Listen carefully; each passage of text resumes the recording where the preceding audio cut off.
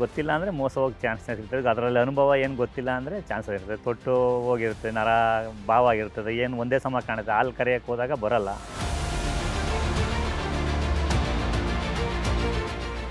ಇರ್ತದೆ ಅದು ತೋಟ, ಅದು ಬೀರು ನೋಡಲಿಲ್ಲ ಅಂದರೆ ಅದು ಹಾಲೇ ಬರೋಲ್ಲ. ನೋಡೋಕ್ಕೆ ಕಪ್ಪು ಬಿಳಿ ಕಾಣ್ತಾ ಇರ್ತದೆ. ಅದು ನೋಡೋಕ್ಕೆ ಒಂಥರ ಲಕ್ಷಣ ಇರಲ್ಲ.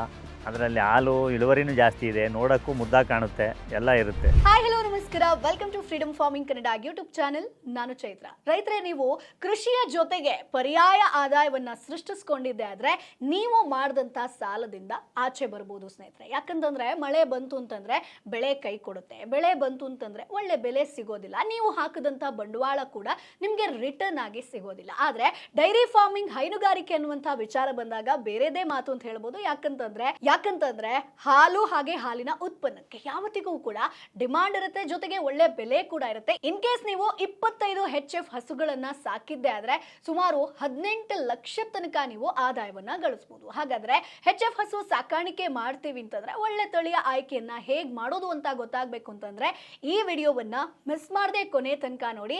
HF ಹಸು ಸಾಕಾಣಿಕೆಯಲ್ಲಿ ಯಶಸ್ವಿಯಾಗಿರುವಂತಹ ಧನೇಂದ್ರ ಹಾಗೆ ಪವಿತ್ರ ದಂಪತಿಯವರು ಇವತ್ತು ನಿಮ್ಗೆ ಸಾಕಷ್ಟು ಮಾಹಿತಿಯನ್ನ ತಿಳಿಸ್ಕೊಡ್ತಾರೆ.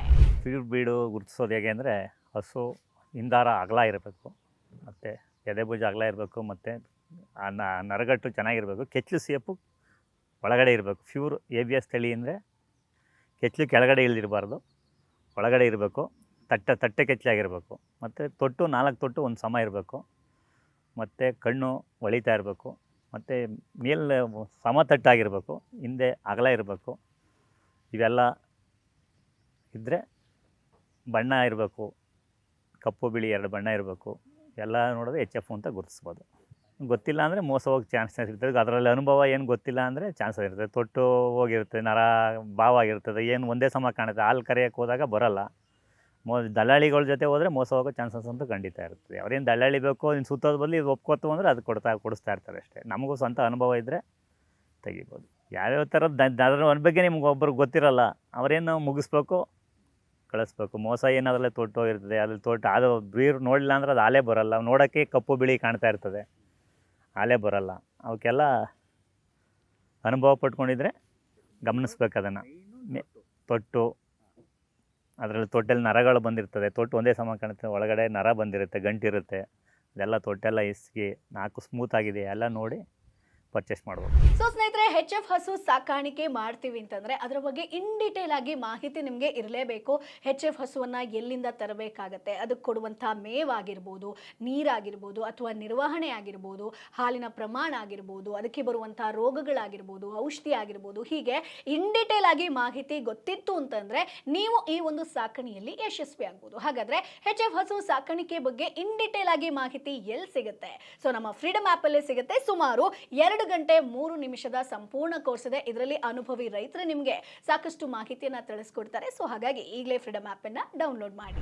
ಇಲ್ಲ, ಬಣ್ಣ ಬೇರೆ ಕಪ್ಪು ಬಿಳಿ ಸ್ವಲ್ಪ ಕೆಲವು ಕಪ್ಪು ಮೆಜಾರಿಟಿ ತೊಗೊಂಡಿರ್ತವೆ, ಕೆಲವು ವೈಟ್ ಮೆಜಾರಿಟಿ ತೊಗೊಂಡಿರ್ತವೆ. 2 ಸಮತಟ್ಟಾಗಿರ್ತವೆ ಬಣ್ಣಗಳು. ಅದೇ ಅದು ತೂಕ ದೃಢವಾಗಿರೋದು, ಮೇಲೆ ಹೊಳಿತಾ ಇರಬೇಕು, ಸೈನಿಂಗ್ ಇರಬೇಕು. ಮತ್ತು ತೊಟ್ಟು ಸಮನಾಗಿರಬೇಕು. ಮತ್ತು ಅಡ್ಡೊಟ್ಟಲ್ಲಿ ನರಗಟ್ಟಿರಬೇಕು, ಹಿಂದಾರ ಕಚ್ಚೆ ಅಗಲ ಇರಬೇಕು. ಬೆನ್ನು ಸೇಪು ಲೈನ್ ಒಂದೇ ಸಮ ಇರಬೇಕು. ಕಣ್ಣು ಹೊಳಿತಾ ಇರಬೇಕು. ಸ್ವಲ್ಪ ಡುಮ್ಮ ಬಾಡಿ ಪರ್ಸ್ನಾಲಿಟಿ ಚೆನ್ನಾಗಿರಬೇಕು. ಸೆಣಕ್ಲ ಇದ್ದರೆ, ಕೆಲವು ಸೆಣಕ್ಲನೂ ಇರ್ತದೆ, ಹಾಲು ಕೊಡುತ್ತೆ. ಅಂದರೆ ಅದನ್ನು ನೋಡೋದ್ರ ಮೇಲೆ ಡಿಪೆಂಡ್ ಆಗುತ್ತೆ. ಸುಮ್ಮನೆ ತಗೊಬಿಟ್ಟು ಕರು ತಗೊಂಡು ಸಾಕಿದ್ರೆ ಅದು ಅಷ್ಟೇ ಖರ್ಚು ಬರುತ್ತೆ. ಅಂದರೆ ಒಂದು ಹೆಂಗೋ ಸ್ವಲ್ಪ ಹಸು ತೊಗೊಂಡ್ರೆ ಬೆನಿಫಿಟ್. ಕರು ತಗೊಳ್ಳೋದಾರ ಈಗ ಹಾಲು ಒಂದು 3 ತಿಂಗ್ಳು ಕರು ಅಂದರೆ ಮಿನಿಮಮ್ ಒಂದು 10,000 ಬೇಕಾಗುತ್ತೆ. ಹಸು ತಗೊಳ್ಳೋದು ಅಂದರೆ ಮಿನಿಮಮ್ 50,000 ರಿಂದ 60,000 ಬೇಕಾಗುತ್ತೆ. ಹಾಲು ಕೊಡೋಕ್ಕೆ ಅದಕ್ಕೆ ಜಾಸ್ತಿನೇ ಬಂದಿರುತ್ತೆ. ಈಗ 3 ತಿಂಗಳಿಗೆ ಹೆಚ್ಚು ಕಮ್ಮಿ ಅದು ಎಲ್ಲ ಮೇಂಟೆನೆನ್ಸ್ ಒಂದು 12,000-13,000 ರೂಪಾಯಿ 3 ತಿಂಗಳು ಹಾಲೇ ಕೊಡ್ದಿರ್ತವೆ. ಮಿನಿಮಮ್ 3 ಲೀಟ್ರು ಒಂದು ಟೈಮ್ಗೆ.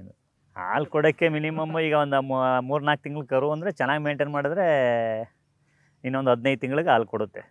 15 ತಿಂಗಳು 20 ತಿಂಗಳ ಒಳಗಡೆ ಹಾಲು ಕೊಡುತ್ತೆ. ಹಸು ತಗೊಳ್ಳೋದೇ ಒಳ್ಳೆಯದು. ಅದಕ್ಕೆ ಈಗ ನಾವು ಜೀವನ ಮಾಡಬೇಕು ಅಂದಾಗ ಕರು ತಗೊಂಡು ಅದಕ್ಕೆ ಫುಡ್ಡೆಲ್ಲ ಹಾಕ್ಕೊಂಡು ಡೆಡ್ ಮನಿ ಆಗುತ್ತೆ ಅವಾಗ. ಈಗ ನಾವು ಈಗ ಒಂದು ವೃತ್ತಿಗೆ ಹೋಗ್ತೀನಿ ಅಂದಾಗ ಹಾಲು ಕರೆಯೋದು ಅದು ಎಕ್ಸ್ಟ್ರಾ ಒಂದು ಇರಲಿ ಬೆಳವಣಿಗೆಗೆ ಅಂದರೆ ಒಂದು ಕರು ತೊಗೊಂಡು ಅದನ್ನೇ ಜೀವನಕ್ಕೆ ಏನು ಉಪಯೋಗ ಸದ್ಯ ಬೆಳೆಸ್ಕೊಂಡು ಹೋಗ್ತಾ ಇರ್ಬೋದು. ರೈತರು ಅಂದರೆ ಎಲ್ಲ ಫಾರಮ್ಮಲ್ಲೇ ಆಗಲಿ ಯಾವ ತಳಿ ಯಾವ ಹಸಿಂದು ಅಂದ್ಕೊಂಡು ನೋಡಿ ತೊಗೊಂಡ್ರೆ, ಸೆಲೆಕ್ಷನ್ ಮಾಡಿ ತೊಗೊಂಡ್ರೆ ಅದು ಕರು ಚೆನ್ನಾಗಿ ಬರುತ್ತೆ. ಯಾವ ಹಸಿಂದು ಅದು ಎಷ್ಟು ಹಾಲು ಕೊಡ್ತಾಯಿದೆ ಅದನ್ನು ನೋಡಿ ತಗೋಬೇಕು ಕರು ತೊಗೊಂಡ್ರೆ. ಸುಮ್ಮನೆ ಯಾವುದೋ ಒಂದು ಕರು ತೊಗೊಂಡಾಗ ಅದು ಯಾವ ತಳಿ ಇರುತ್ತೋ ಗೊತ್ತಾಗಲ್ಲ. ಸುಮ್ಮನೆ ಸಾಕ್ಕೊಂಡು ಹೋಗ್ತಾ ಇರ್ತೀವಿ. ಅದು ಮುಂದೆ ಹಾಲೆಲ್ಲ ಕಮ್ಮಿ ಬರುತ್ತೆ, ಅದರಿಂದ ಲಾಸ್ ಆಗುತ್ತೆ. ಆಗ ಗುಣಲಕ್ಷಣದ ಮೇಲೆ ಬೆಲೆ ಇರುತ್ತೆ. ಈಗ ಒಂದೇ ಸಮ ಇರುತ್ತೆ, ಅದು ಒಂದು 10 ಲೀಟ್ರ್ ಕೊಡ್ತಾ ಇರ್ತದೆ, ಅದೇ ಥರದ ಒಂದು 15 ಲೀಟ್ರ್ ಕೊಡ್ತಾ ಇರ್ತದೆ. ಅದು ಹಾಲು ಮೇಲೂ ಡಿಪೆಂಡ್ ಆಗುತ್ತೆ, ಅದನ್ನ ಎಳ್ಕೋ ಹಲ್ಲು ಮೇಲೆ ಅವಕ್ಕೆಲ್ಲ ಅದೆಲ್ಲ ನೋಡಿಕೊಂಡು ಬೆಲೆ ವ್ಯತ್ಯಾಸ ಇರುತ್ತೆ. ಕಡಿಮೆ ಬೆಲೆ ಅಂದರೆ ಒಂದು 3-4 ಲೀಟ್ರ್ ಹಾಲು ಬರುತ್ತೆ. ಅದನ್ನು ನೋಡೋಕ್ಕೆ ಒಂಥರ ಲಕ್ಷಣ ಇರಲ್ಲ, ಅದರಲ್ಲಿ ಹಾಲು ಇಳುವರಿನೂ ಜಾಸ್ತಿ ಇದೆ, ನೋಡೋಕ್ಕೂ ಮುದ್ದಾಗಿ ಕಾಣುತ್ತೆ, ಎಲ್ಲ ಇರುತ್ತೆ. ಈಗ ಹೊರಗಡೆ ತಂದ್ರೆ ದೂರ ಇಲ್ಲ, ಹೊರಗಡೆ ದೇಶದಿಂದ ತರಕ್ಕೆ ಹೋದಾಗ ಇಲ್ಲಿ ತಂದು ಅಡ್ಜಸ್ಟ್ ಆಗೋಲ್ಲ. ಇಲ್ಲಿ ತಂದು ತಳಿಗಳು ಮಾಡ್ಕೊಂಡಿರ್ತಲ್ಲ, ನಮ್ಮ ದೇಶಕ್ಕೆ ಯಾವ್ದು ಅಡ್ಜಸ್ಟ್ ಆಗುತ್ತೋ ಅದನ್ನೇ ಇಟ್ಕೋಬೇಕು. ಇಲ್ಲೇ ಹಳ್ಳಿ ಕಡೆ ಫಾರಮ್ ಗಿರಮ್, ಒಬ್ಬ ಫಾರಮ್ ಎಲ್ಲ ಮನೆ ಯೂಸ್ಗೂ ಒಂದು ಇಟ್ಕೊಂಡಿರ್ತಾರೆ, ಅಲ್ಲೂ ಇರ್ತವೆ ತಳಿಗಳು, ನೋಡಿ ಪರ್ಚೇಸ್ ಮಾಡಬೇಕು. ಅದೇ ಈಗ ನಾವು ಸಾಕಿದ್ದೀವಿ, ನಮ್ಗೆ ಹೆಚ್ಚುವರಿ ಆಗುತ್ತೆ ಒಂದು ಹಂಗೆ. ಈಗ 50 ಹಿಂಗೆ ಕೊಡ್ತೀವಿ, ಹಂಗೆ ಇಲ್ಲಿ ಯಾರೋ ಎಷ್ಟು ಹೆಚ್ಚುವರಿ ಆದಾಗ ಅವ್ರಿಗೆ ಎಷ್ಟು ಬೇಕು ಅಷ್ಟು ಇಟ್ಕೊಂಡು ಕೊಡ್ತಾರೆ. ಅಲ್ಲಿ ಹೋಗಿ ಕೆಲವರು ಅದೇ ಅಲ್ಲಿಂದ ತಂದು ಭಾರಿ ಬಿಸ್ನೆಸ್ ಥರ ಇರ್ತಾರೆ ಅದನ್ನು ತೊಗೊಳಕ್ಕೆ.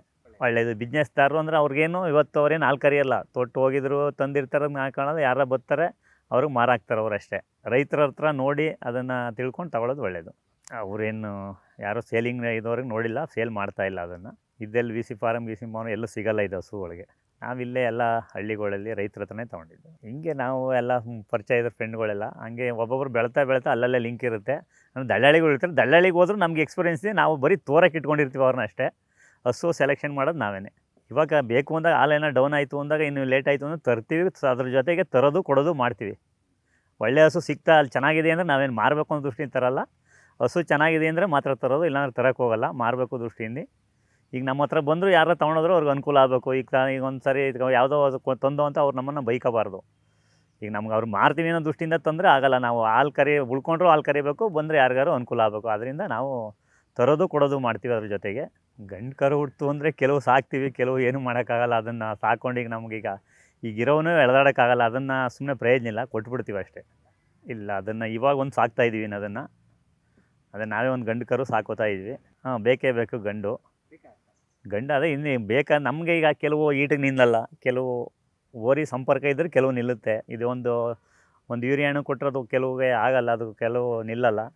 ಕೆಲವು ನಿಲ್ಲದೇ ಇದ್ದಾಗ ಓರಿ ಕೊಡಿಸ್ತಾರೆ, ಅಂಥವಕ್ಕೆ ಯಾರು ಓರಿ ಬೇಕು ಅಂತ ನಾವು ಫಾರಮಲ್ಲಿ ಬೆಳೆಸ್ಕೋಬೇಕು ಒಂದಿನ. ಸೊ ಮುಂದಿನ ವಿಡಿಯೋದಲ್ಲಿ ಮತ್ತಷ್ಟು ಕೃಷಿ ಐಡಿಯಾ ಜೊತೆ ನಾನು ನಿಮ್ಮ ಮುಂದೆ ಹಾಜರಿರ್ತೀನಿ. ಅಲ್ಲಿವರೆಗೂ ಟಾಟಾ ಬೈ ಬಾಯ್.